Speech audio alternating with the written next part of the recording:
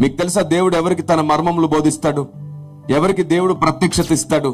ఎవరికి దేవుడు జ్ఞానం బోధిస్తాడు? ఎవరికి దేవుడు యుగాలుగా తరాలుగా దాచబడ్డ సంగతులు బోధిస్తాడు? ఎవరికి ప్రపంచానికి అవసరమైన వెలుగు లాంటి వాక్యం ఎవరికి అందిస్తాడో తెలుసా?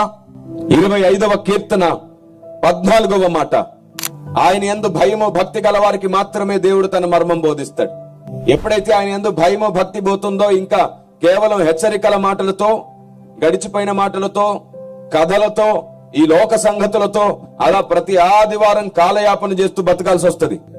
దేవుని నియమం, దేవుని సూత్రం, దేవుని ఆలోచన, దేవుని జ్ఞానం అనంతమై ఉన్నది, ఎప్పటికీ ముగింపుండదు. మహాదేవదూతలు కూడా ఇంతవరకు గుర్తించలేని ఎంతో మర్మము, ఎంతో జ్ఞానం పరలోకంలో ఉంది. దేవుని ప్రజా, మిక్కిలి అనుకూలమైన సమయం. మనం బ్రతుకుండగానే దేవుణ్ణి అడుగుదాం, ప్రభువా ఇన్నాళ్ళు కష్టాలు, బాధలు, ఇబ్బందులు, ఇరుకులని ప్రార్థన చేశాను, ఈ రోజు నీ వాక్యము నాకు బోధించు, నీ జ్ఞానం నాకు బోధించు, నీ చిత్తం నాకు బోధించు అని అడగండి.